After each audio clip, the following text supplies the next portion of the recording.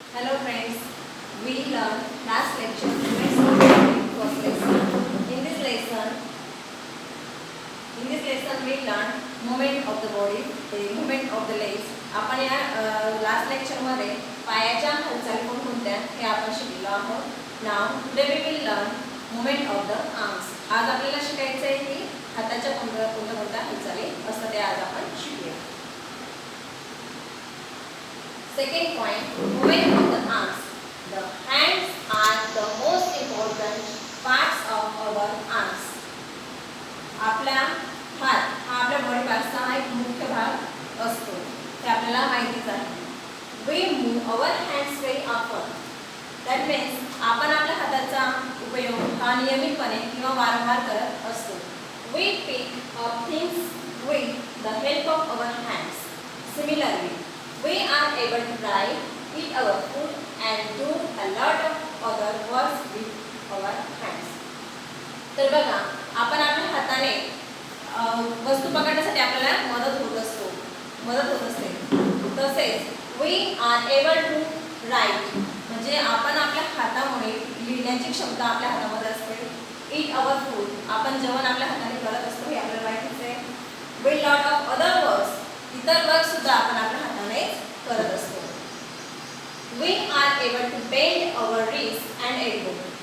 We are able to bend our wrist and elbow. That means आपल्या हाताचं मनगट असतं ते आपण सुद्धा बेंड करू शकतो, मीन्स वाकवू शकतो.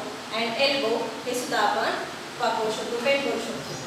We are able to move our shoulders up and down and rotate them in a circular motion. That means आपल्या हे शोल्डर मीन्स काय खांदा हा आपण त्या खांद्याद्वारे आपण hands up and our hands down म्हणजे आपला हात आपण वरती सुद्धा करू शकतो, खाली सुद्धा करू शकतो and rotate our hands similarly. Besides, we are able to bend our finger आणि आपल्या हाताचे बोट सुद्धा आपण बेंड करू शकतो. आता आपल्याला बघायचं आहे की आता आपण हाताने कोणते मूवमेंट्स करतो. Our hands movement. First movement to draw rangoli design. तुम्ही बघत असाल की आपण रांगोळी काढतो, अंगणामध्ये आपण रांगोळी काढत असतो तर ते आपल्या हे जे फिंगर असतात हे बेंड होत असतात त्या ठिकाणी. म्हणजेच आपले हे बोटं वापरून आपण रांगोळी काढण्यासाठी डिझाईन करण्यासाठी त्याचा यूज करू शकतो. याच्यामध्ये रांगोळी काढत असताना आपण बघितलं की आपले फिंगर हे बेंड होत असतात. म्हणून the draw rangoli design rangoli काढत असताना फिंगरचा आपल्याला या ठिकाणी यूज होतो. Second to write. लिहित असताना फिंगर अँड रिस्ट म्हणजे लिहित असताना आपल्याला बोटांचा आणि या मनगटाचा रिस्टचा आपल्याला यूज होत असतो. For example the boy write in notebook. मग हाताने तो मुलगा लिहित आहे यामध्ये फिंगरचा आणि रिस्टचा आपल्याला यूज होतो. Third movement to hammer on nail in the wall. आता या चित्रामध्ये बघा, look at this picture.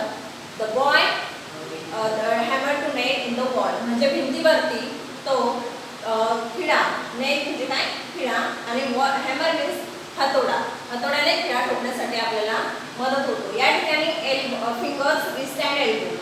Fingers हाताने तो नेल्स पकडले त्याने, रिस्ट मीन्स मनगट या ठिकाणी आपला मनगट हे बेंड होत असतं अँड एल्बो या ठिकाणी आपल्याला एल्बो सुद्धा आपल्याला बेंड करावा लागतो. Fourth picture to eat food. जेवण करत असताना बघा, जेवण करत असताना फिंगर्स रिस्ट अँड एल्बो या ठिकाणचा आपल्याला यूज होतो. फिंगरने आपण जेवण हातामध्ये धरतो, रिस्ट मीन्स त्या तोंडात घालण्यासाठी आपल्याला रिस्ट हे बेंड करावं लागतं अँड एल्बो पूर्ण घास तोंडात जाईपर्यंत आपल्याला हा एल्बो बेंड करावा लागतं. Fifth picture to remove cloth from the cloth line with the help of stick. आपल्याला हाताने अजून काय उपयोग होत असतो आपल्या हाताचा टू रिमूव्ह म्हणजे कपडे काढण्यासाठी. काढीने ही मुलगी काय करत आहे, कपडे काढत आहे. The remove cloth from the cloth lines with the help of stick. काठीच्या सहाय्याने कपडे काढण्यासाठी आपल्याला हँड्सचा यूज होतो. तसेच टू प्ले बॅडमिंटन. बॅडमिंटन खेळण्यासाठी या ठिकाणी बॅडमिंटनच काय तर इथं others games we play to use of our hands. म्हणजे आपल्या हाताचा उपयोग आपण इतर खेळ खेळण्यासाठी सुद्धा करत असतो. या ठिकाणी या चित्रामध्ये दिसतंय आपल्याला की कुठले बॅडमिंटन, दोन मुलं हे बॅडमिंटन खेळत आहे. या ठिकाणी यूज कशाचा होत आहे? अवर हँड्स, आपल्या हाताचा यूज होत आहे.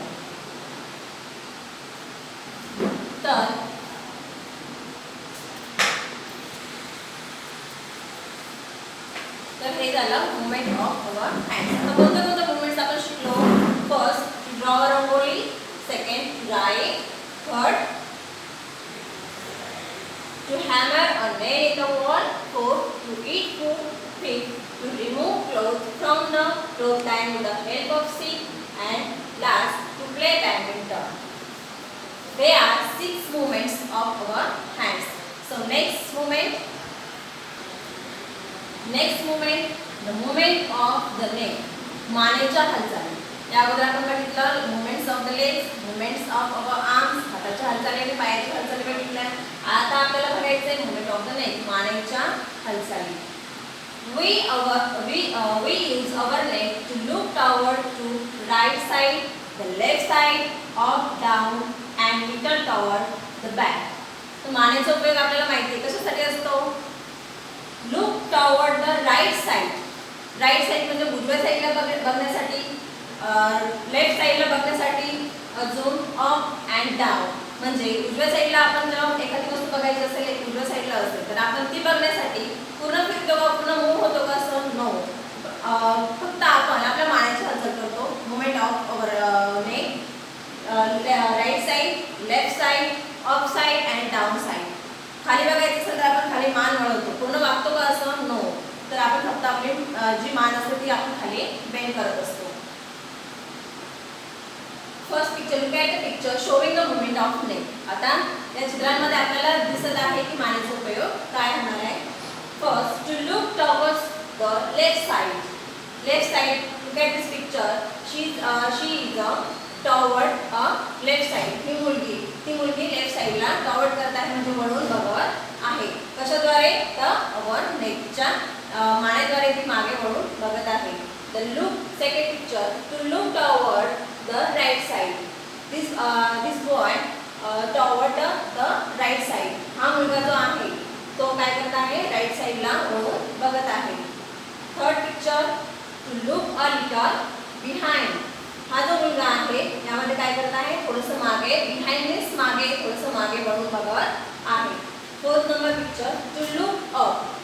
बॉल खेळताना मुलगा तुम्हाला दिसत आहे चित्रामध्ये, तो काय करत आहे? लुक अप म्हणजे बॉल वरती गेला त्यामुळे त्याने काय केली? त्याची नेक जी आहे ती काय केली? अप केली म्हणजे वरती केली. Fourth picture, fifth picture, look down. आता बॉल खाली आल्यामुळे मुलगा कुठे बघत आहे?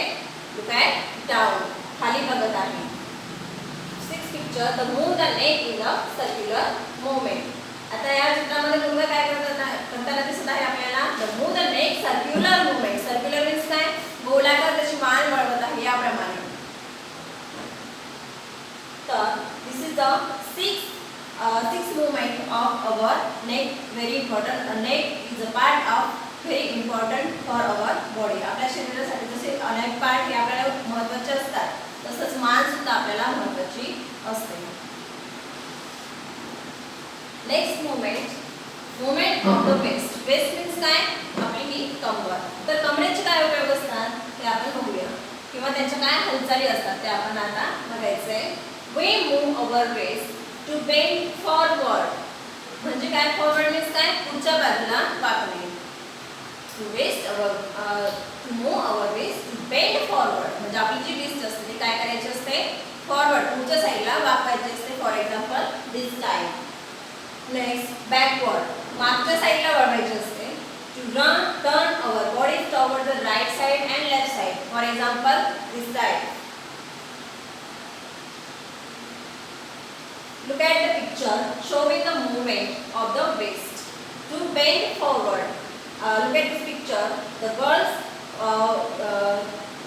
forward bend here. म्हणजे ही मुलगी पुढच्या साईडला बेंड झालेली आहे. कशामुळे? तर तिच्या वेस्टमुळे. Second picture, to bend backward. Look at this picture. या चित्रामध्ये आपल्याला दिसत आहे की मुलगी मागच्या साईडला वाकलेली आहे ज्याप्रमाणे मी तुम्हाला अगोदर सांगितलं त्याप्रमाणे. And third picture, to turn to turn our body toward the right and the left side. मुलगा त्याचं मुख घेण्यासाठी लेफ्ट साइडला बेंड होत आहे आणि राइट साइडला सुद्धा बेंड होत आहे. Besides this, when we breathe in air, our chest and the stomach move. When we look here and there, our eyes move. When we talk and laugh, our lips move. In this way, all the parts of our body move. तर यामुळे काय होतं? Besides this, when a breathe in air, हवेमध्ये जे हवा जी आपण घेतो ती कशामुळे घेतो? Our nose, our chest and stomach move. हवा घेत असताना आपलं चेस्ट मीन्स छाती आणि स्टमक मीन्स पोट, श्वास घेत असताना आपल्या पोटाची सुद्धा हालचाल होत असते आणि आपल्या चेस्टची सुद्धा मूवमेंट होत असते. When we look here and there, when we look here and there, we eyes move here and there. इकडे आणि तिकडे बघण्यासाठी सुद्धा कशाचं मूव होते? आपले डोळे तसे असतात का? नो. आपल्याला जर अदर साइड बघायचं असेल तर आपण आपल्या डोळ्याचे जे बुबुळ असतात ते आपण फिरवत असतो, म्हणजे ते सुद्धा आई सुद्धा आपले मूव होत असतात. When we talk and laugh, जेव्हा आपण बोलतो आणि हसतो तेव्हा our lips move. तेव्हा काय होतं? आता मी बोलत आहे तर माझं काय कशाची मूवमेंट होत आहे? तर माझ्या लिप्सची मूवमेंट होताना तुम्हाला दिसत आहे. इन दिस वे, याप्रमाणे all the parts of our body move. याप्रमाणे आपल्या शरीराचे सर्व parts, all parts of move, म्हणजे सगळे पार्ट्स हे मूव करत असतात, हालचाली करत असतात. तर आज तुम्हाला माहिती आहे आपण काय शिकलेलो आहोत? The movement of the hands, arms and movement of the neck and movement at the waist. आपण आज कशाची हालचाल शिकलो? हाताच्या, मानेच्या आणि आपल्या कमरेच्या. I hope you understand this lesson. तुम्हाला समजला असेल हा लेसन. याचा जर होमवर्क असेल तर तुम्हाला मी पर्सनल